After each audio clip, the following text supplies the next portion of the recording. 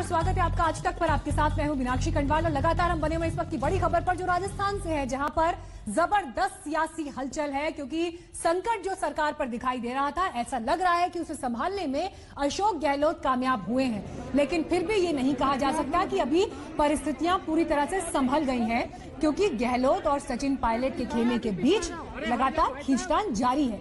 लेकिन इस बीच आप ये तीन तस्वीरें देखिए, क्योंकि सुबह से लेकर अब तक जैसे जैसे तस्वीर बदली है उसे इन तीन तस्वीरों में समेटा जा सकता है। एक तरफ आप देख रहे हैं मुख्यमंत्री अशोक गहलोत को, जो सेंटर से गए थे पर्यवेक्षक अजय माकन, रणदीप सुरजेवाला और अविनाश पांडे, उनके साथ विक्ट्री साइन बनाते हुए, यानी सरकार बचाने का वो दावा कर रहे हैं, पूरे विधायकों के समर्थन का दावा कर रहे हैं। तो दूसरी तस्वीर आप ये देखिए, जिसमें सचिन पायलट एक बार फिर से पोस्टर में दिखाई देने लगे हैं, क्योंकि उनका पोस्टर इससे पहले हटा दिया गया था दफ्तर से। और तीसरी तस्वीर देखिए, जो खुद सचिन पायलट की है, क्योंकि अभी उनके पक्ष की तरफ से साफ तौर पर खुलकर तो कुछ नहीं कहा गया, लेकिन सुलह के लिए एक शर्त रखी गई है। क्योंकि आपने सुना होगा, जब रणदीप सुरजेवाला ने प्रेस कॉन्फ्रेंस की थी तो उनका यह कहना था कि सचिन पायलट के लिए दरवाजे खुले थे, खुले हैं और खुले रहेंगे। तो क्या सचिन पायलट अपने इन विकल्पों को इस्तेमाल कर रहे हैं? और सुलह के लिए जो शर्तें उन्होंने रखी हैं वो भी आपको फटाफट बता देते हैं। जो ये शर्तें हैं ये बहुत अहम है, क्योंकि इन शर्तों में कुछ पोर्टफोलियो सचिन पायलट ने मांगे हैं। उन्होंने ये कहा कि 4 समर्थक जो सचिन पायलट के हैं उन्हें मंत्री पद दिया जाए, जिसमें गृह मंत्रालय, वित्त मंत्रालय जैसे विभाग हो। गृह मंत्रालय अभी राज्य के मुख्यमंत्री अशोक गहलोत के पास है।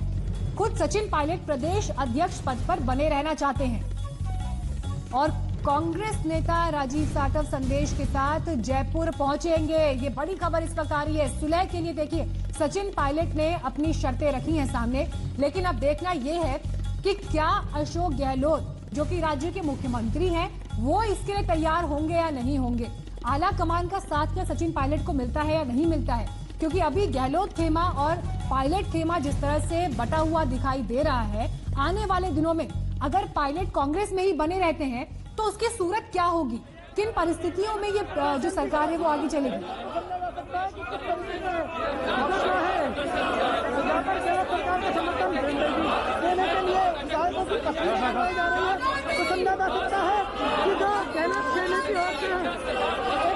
विधायकों का दावा किया गया था, ये तो 2 विधायकों की मौजूदगी विधायक दल की बैठक में मौजूद है। उस लिहाज से जो है यहाँ पर तस्वीरें करवाई जा रही है, तो समझा जा सकता है कि सचिन पायलट के द्वारा दावा किया गया था केंद्र सरकार के अल्पमत में होने का।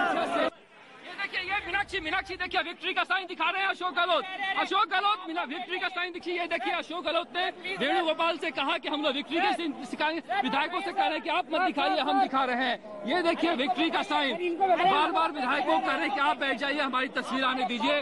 अशोक गहलोत ने दिखा रहे हैं विक्ट्री की साइन, यानी लड़ाई जीत ली है। सचिन पायलट जो इनके निशाने पर था, सचिन पायलट की करीब करीब विदाई अब कांग्रेस से तय मानी जा रही है। तो ये तस्वीर आपसे कुछ देर पहले की है जयपुर सीएम आवास से, जहां पर आप देख रहे हैं विजय का ये निशान दिखाते हुए मुख्यमंत्री अशोक गहलोत को और कांग्रेस के बाकी जो नेता हैं जो दिल्ली से गए उनको।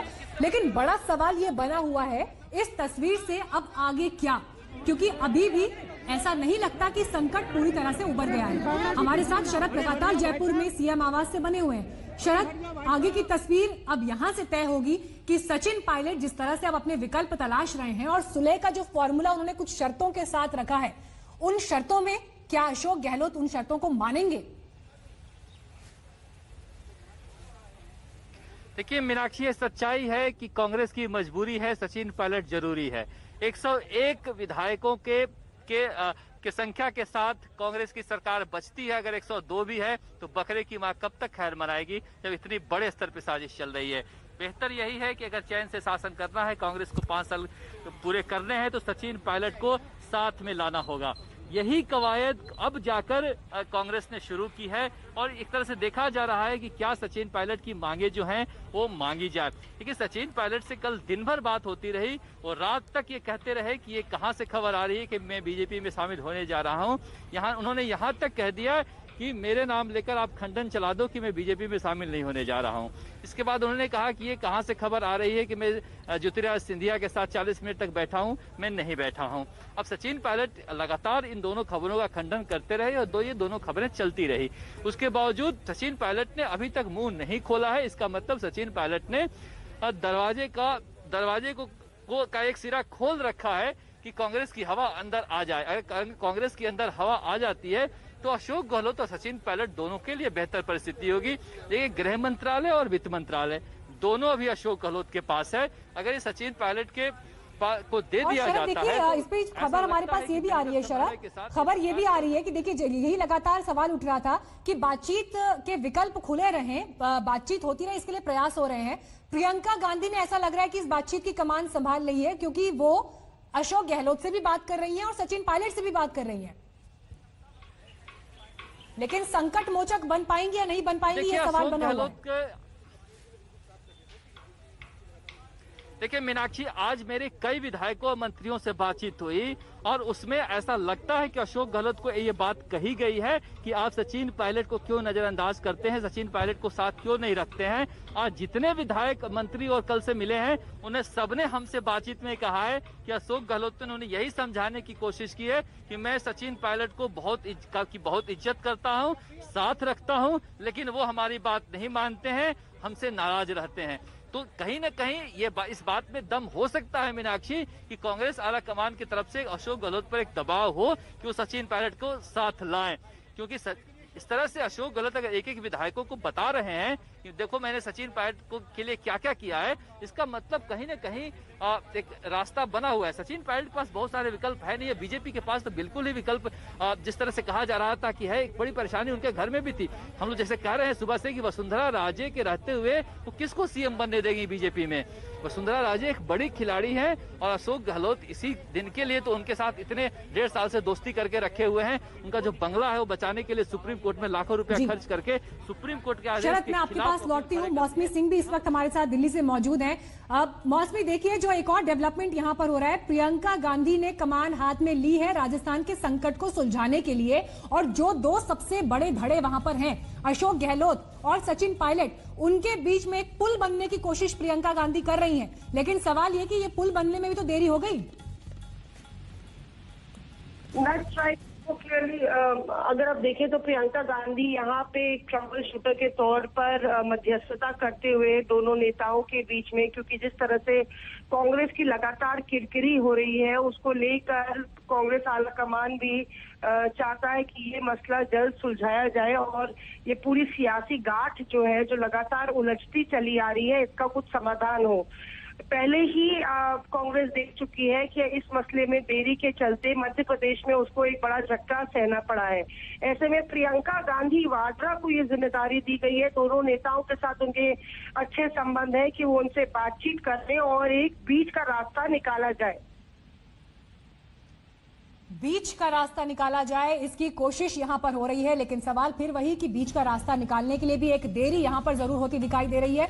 लेकिन अब इस बीच जब प्रियंका गांधी खुद बात कर रही हैं अशोक गहलोत और सचिन पायलट से, मौसमी यहां पर बड़ा सवाल ये होता है कि सचिन पायलट ने जो शर्तें रखी हैं सुलह को लेकर कि गृह मंत्रालय, वित्त मंत्रालय जो है उनके मंत्रियों के पास हो, 4 मंत्री उनके हो, और इसके अलावा प्रदेश अध्यक्ष का पद भी उनके पास रहे, इन सब मामलों को लेकर क्या मानेंगे अशोक गहलोत?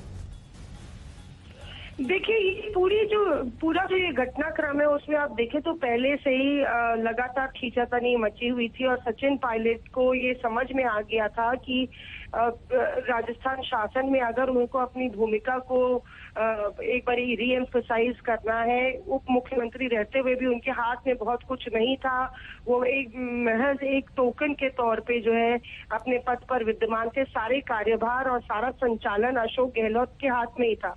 तो एक तरीके से जो अपने कद और काठ को एक बार दोबारा जोरदार तरीके से आलाकमान के सामने उन्होंने इन शर्तों के साथ पेश किया है। आलाकमान उसको कैसे लेता है, कांग्रेस के पास भी ज्यादा रास्ता बचा नहीं है, मध्य प्रदेश में मुंह की खा चुका है कांग्रेस। तो देखना होगा कि कांग्रेस आलाकमान प्रियंका गांधी के जरिए किस तरह से दोनों धड़ों में दोनों नेताओं को खुश करते हुए, दोनों नेताओं को संतुष्ट करते हुए आगे का रास्ता क्या इख्तियार करती है। और क्योंकि बीच में उसको बीजेपी की भूमिका की चिंता है, जिस तरह से फूट डालने में उसका आरोप है बीजेपी की मुख्य भूमिका रही है, तो ऐसे में कांग्रेस के सामने ये एक बड़ी चुनौती है इस मामले को सुलझाने की। बिल्कुल, आपके पास लौटेंगे बॉस में। शरद भी हमारे साथ जयपुर से जुड़े हुए हैं।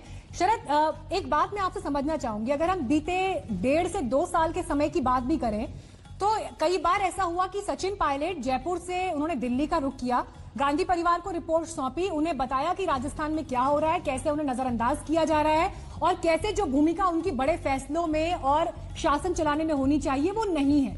वो तमाम समस्याएं नहीं सुलझी, इसीलिए समस्या आज यहां तक पहुंची है।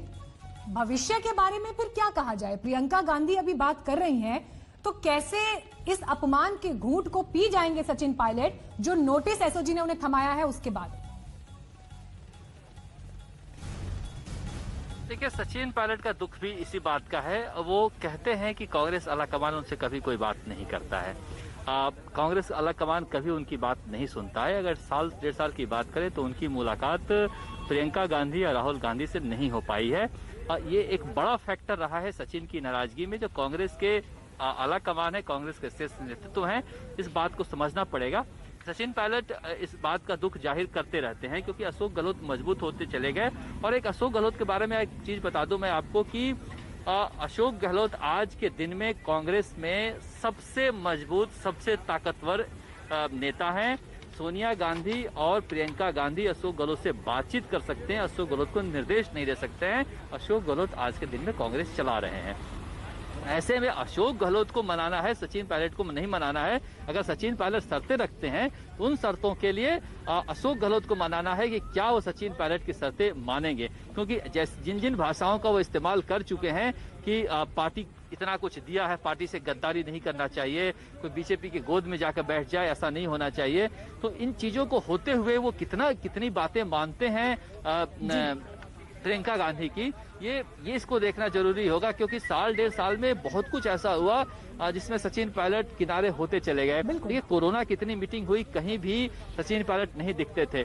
बड़े फैसलों में सचिन पायलट नहीं दिखते थे। सचिन पायलट को इस बात का दुख था कि कांग्रेस आलाकमान उनकी सुनवाई नहीं करती है, क्योंकि 10 जनपद में अशोक गहलोत की जितनी धमक है कांग्रेस की किसी भी नेता की नहीं है। मीनाक्षी, शरद, आप इस बात को आगे और रखिएगा क्योंकि ये बहुत इंटरेस्टिंग पॉइंट आपने यहाँ पर उठाया है कि कैसे सचिन पायलट क्योंकि नजरअंदाज होते चले गए, उसकी जो एक तकलीफ उनके भीतर दिखाई दी, नतीजा उसका आज राजस्थान के संकट के तौर पर सबके सामने है। लेकिन फिर भी कांग्रेस की तरफ से जो प्रयास हुए, रणदीप सुरजेवाला ने ऐसी कौन सी बात की जिसके बाद ऐसा लगता है कि सुलह का ये जो फॉर्मूला है या रास्ता सामने आया, वो बात भी सुनी। आदरणीय मित्र, हर बात जो पार्टी के अंदर का वार्तालाप है उसे टेलीविजन पर या अखबार में चर्चा करना अनुशासन के अनुरूप नहीं हो सकता। परंतु श्री सचिन पायलट जी से भी और दूसरे साथियों से भी कांग्रेस आला कमान द्वारा एक बार नहीं, पिछले 72 घंटे में, 48 से 72 घंटे में अनेकों बार बात की गई है। मैंने आपको 3 व्यक्तियों के नाम भी बताए। कांग्रेस के संगठन प्रभारी महासचिव श्री केसी वेणुगोपाल जी द्वारा, कांग्रेस कार्य समिति के एक सबसे वरिष्ठ सदस्य जो पूर्व केंद्रीय मंत्री हैं उनके द्वारा, और कांग्रेस आला कमान के द्वारा। उनसे कई बार वार्तालाप हुई है और कहा गया है कि खुले मन से अगर आपका कोई मतभेद है तो आप आकर उसे पार्टी की फोरम पर रख सकते हैं। कोई ऐसी समस्या नहीं जिसका निदान हल नहीं निकाला जा सकता। हम समेत सचिन जी के कांग्रेस पार्टी के हर विधायक का सम्मान करते हैं। वो हमारे साथी हैं, वो हमारे अपने हैं, वो हमारे परिवार के सदस्य हैं।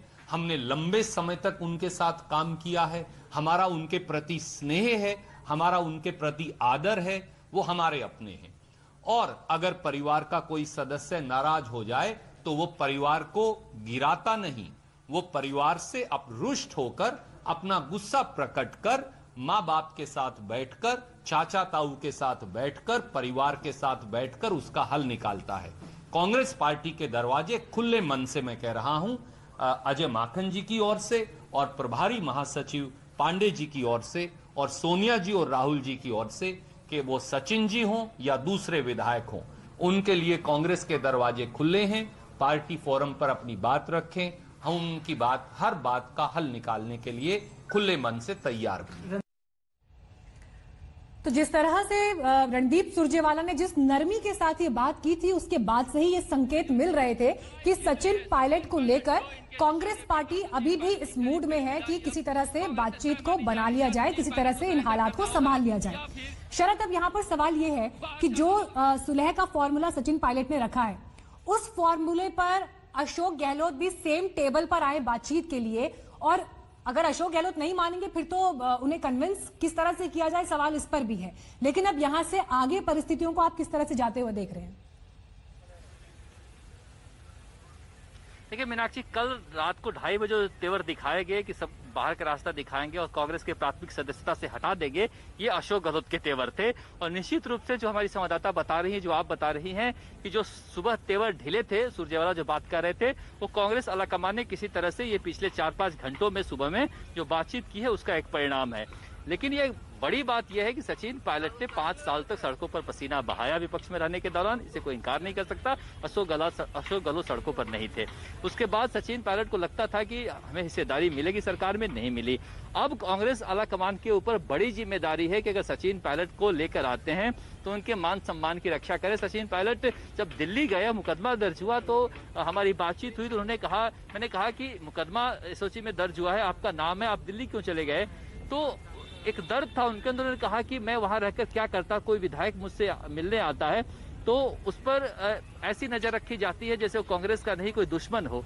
तो अगर हमसे कोई विधायक मिलने आता है और हमारी ये हालत कर दी गई कि जो विधायक मिलने आता है वो डरा रहता है, तो मैं जयपुर में रहकर क्या करूं? तो सचिन पायलट के दर्द को कांग्रेस आलाकमान को समझना होगा कि जो व्यक्ति सड़कों पर पसीना बहाया है 5 साल तक, उसके दर्द को हम कैसे सुने। उसमें अशोक गहलोत इतने ताकतवर हुए हैं 1.5-2 सालों में 10 जनपद में, उसमें कितना बार्गेनिंग पावर है प्रियंका गांधी के पास, राहुल गांधी के पास कि अशोक गहलोत को समझा पाएं और क्या क्या दे पाएं, ये देखना दिलचस्प होगा। और सचिन पायलट ने अगर कुछ मांगे रखी है तो वो मांगे जेन्युइन है, क्योंकि राजनीति में जो मेहनत करता है वो मांगे रखता है। अब अशोक गहलोत के ऊपर है कि वो प्रियंका ठीक है शरद, मैं आपके पास लौटती हूँ। प्रियंका गांधी अब किस तरह से बातचीत के इस चैनल को हैंडल कर पाएंगी और क्या वो उस पुल के तौर पर काम कर पाएंगी जो अब तक अशोक गहलोत और सचिन पायलट के बीच टूटा हुआ दिखाई देता है, ये देखना होगा। एक छोटे से ब्रेक के लिए यहाँ रुक रहे हैं, फौरन लौटेंगे, देखते रहिए आज मिला विक्ट्री का साइन। देखिए, ये देखिए अशोक गहलोत ने वेणुगोपाल से कहा कि हम लोग विक्ट्री के सिखाएंगे, विधायकों से कह रहे हैं कि आप मत दिखाइए, हम दिखा रहे हैं। ये देखिए विक्ट्री का साइन, बार बार विधायकों कह रहे हैं कि आप बैठ जाइए, हमारी तस्वीर आने दीजिए। अशोक गहलोत ने दिखा रहे हैं विक्ट्री की साइन, यानी लड़ाई जीत ली है। सचिन पायलट जो इनके निशाने पर था, सचिन पायलट की करीब करीब विदाई अब कांग्रेस से तय मानी जा रही है। या सचिन पायलट को सरेंडर करना होगा या फिर बाहर जाना होगा, क्योंकि अशोक गहलोत के चेहरे पे मुस्कुराहट देखिए, ये मुस्कुराहट बहुत कुछ कहती है। यहाँ पर देखिए किस तरह से कितने लोग हैं सर? ये रिक्वेस्ट कर रहे हैं। सर कितने लोग हैं? सर कितने लोग हैं? जो पांडे जी ने बताया वो नंबर है 109 का नंबर बताया जा रहा है। यहाँ पर कह रहे हैं सर नंबर कितने ये तो बता दीजिए। ये खुशी है उनके मजे लेने का, वो कह रहे हैं कि 200 का नंबर है, लेकिन सरकारी मुख्य सचेतक है वो कह रहे हैं कि हमारे पास जो नंबर है 109 का है। हालांकि हमारे जो सूत्र हैं उनसे कहा जा रहा है कि 102 का नंबर इन्होंने हासिल कर लिया है, लेकिन 109 का दावा किया सरकारी मुख्य सचेतक ने। और मुख्यमंत्री अशोक गहलोत इतने खुश नजर आए कि कह रहे हैं कि हमारे पास 200 का नंबर है।